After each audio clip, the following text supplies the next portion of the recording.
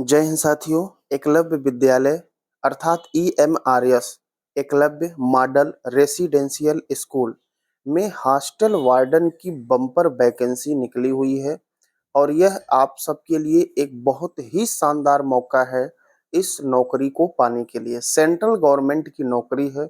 इस वीडियो में हम फुल डिटेल चर्चा करेंगे। इसकी सैलरी क्या होगी, सिलेबस क्या होगा, योग्यता क्या है, एग्जाम पैटर्न क्या है, क्या इसके काम होते हैं, आपके कट ऑफ या सेफ स्कोर क्या रह सकते हैं और इसका बेस्ट स्ट्रेटेजी क्या होगा।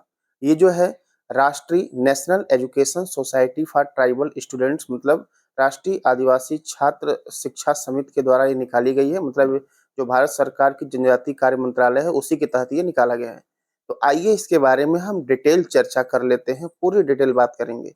देखिए, सबसे पहले अगर हम बात करें पद की, तो हॉस्टल वार्डन के जो पद हैं कुल जो है 669 पद हैं, जिसमें मेल के 335 और फीमेल के 334, मतलब लगभग मेल और फीमेल के दोनों सेम पद हैं। बात करेंगे इसका काम क्या होता है। तो हॉस्टल वार्डन का जो काम होता है, जो छात्रावास होता है, ठीक है, जो बच्चे वहां पर रहते हैं, हॉस्टल जिसे कहते हैं, उनकी देखरेख पूरा करना, उनका अटेंडेंस लगाना, मतलब एक तरह से उनके गार्जियन के रूप में पूरी जो है जो बच्चे वहां पर रखते हैं उनका देखरेख करना। ठीक है, यही हॉस्टल वार्डन का काम है। बहुत ही आसान काम है, बड़ी ही शानदार नौकरी है। बात करें सैलरी की, तो इसकी सैलरी चूंकि सेंट्रल गवर्नमेंट की है, अलाउंस और डी और भत्ते जोड़कर जो है इसकी सैलरी आपकी स्टार्टिंग जो है 48 से 50 हजार रुपए आपकी सैलरी मिलेगी। फॉर्म अप्लाई करेंगे, इसकी जो फीस है हॉस्टल वार्डन के लिए 1000 रुपए रखी गई है और इसका अंतिम जो तिथि है 18 अगस्त है। 18 अगस्त तक आप इसका ऑनलाइन आवेदन कर सकते हैं। योग्यता की बात करें तो इसमें सिर्फ और सिर्फ आपके पास ग्रेजुएशन होना चाहिए, इसके अलावा कोई भी इसमें योग्यता नहीं मानी गई है। आइए अब यहाँ पर थोड़ी सी हम सिलेबस की बात कर लें। तो जो इसका एग्जाम पहले बता दें, पैटर्न जो होगा ये ऑफलाइन मोड होगा, OMR बेस एग्जाम होगा। 120 प्रश्न रहेंगे, 120 मार्क्स के। ठीक है, 120 क्वेश्चन, 120 मार्क्स है। थोड़ा सा हम इसमें आपको सिलेबस दिखाएं क्या क्या पूछा जाएगा। तो सबसे पहले देखिए जनरल अवेयरनेस, जिसको करंट अफेयर कहते हैं, 10 क्वेश्चन 10 नंबर का आपका रहेगा। रीजनिंग आपका 20 क्वेश्चन 20 नंबर का रहेगा। तो ये तो आप रेगुलर डेली लाइफ में पढ़ते ही हैं। ICT, अभी इसके बारे में चर्चा करेंगे, कंप्यूटर से रिलेटेड है। ये भी 20 क्वेश्चन 20 मार्क्स का है। पास्को एक्ट है, ये चाइल्ड जो से संबंधित है, ये 10 क्वेश्चन 10 मार्क का है। एडमिनिस्ट्रेटिव एप्टीट्यूड 30 क्वेश्चन 30 मार्क का है, मतलब इसको प्रशासनिक योग्यता कहते हैं। लैंग्वेज आपका है जिसमें हिंदी, इंग्लिश और रीजनल लैंग्वेज है, सभी 10-10 नंबर का आएंगे, 30 क्वेश्चन 30 नंबर के।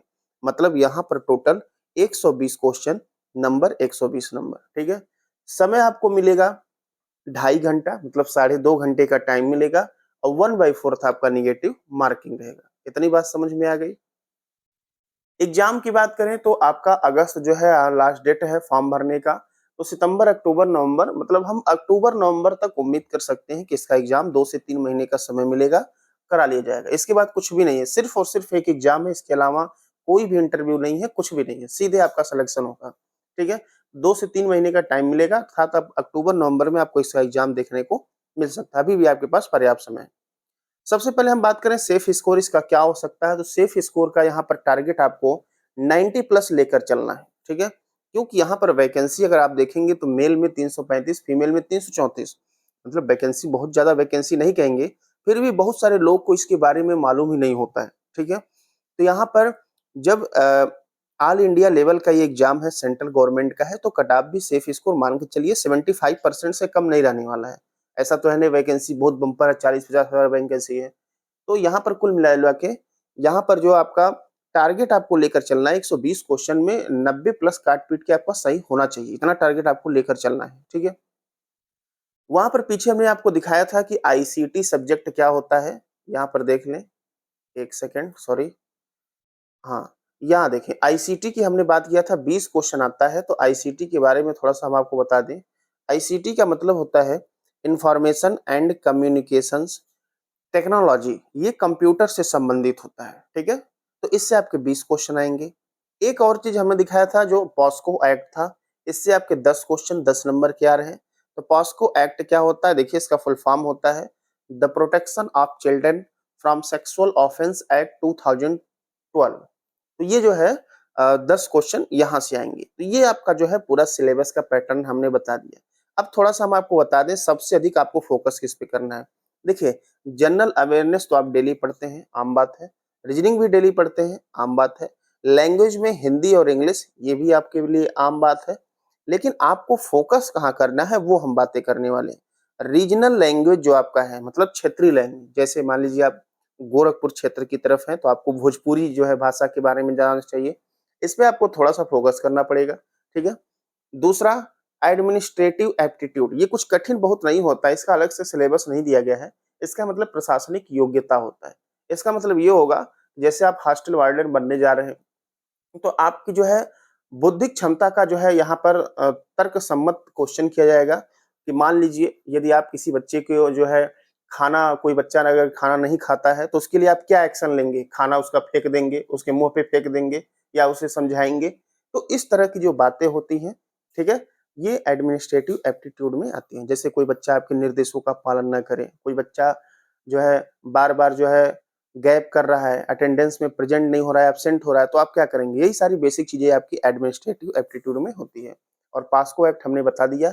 आईसीटी, आईसीटी मतलब ये कंप्यूटर से संबंधित है, तो ज्यादा आपको फोकस आईसीटी पे, पास्को एक्ट पे, थोड़ा सा एडमिनिस्ट्रेटिव एप्टीट्यूड पे और रीजनल लैंग्वेज पे, यहाँ पर आपको काम करने की आवश्यकता है। यदि ईमानदारी से 2-3 महीने कर देते हैं तो 100% आपको इस नौकरी को लेने से कोई नहीं रोक सकता है। 48 से 50 हजार आपकी सैलरी है, शानदार नौकरी है, काम कुछ भी नहीं है, ठीक है। 1 घंटे सुबह 1 घंटे शाम का ये काम है। तो ये था आपका पूरा डिटेल सिलेबस। कोई भी आपको डाउट हो तो आप कमेंट कर सकते हैं। साथ ही अधिक से अधिक बच्चों के पास शेयर भी कर सकते हैं। पूरा वीडियो ध्यान से सुनने के लिए बहुत बहुत धन्यवाद।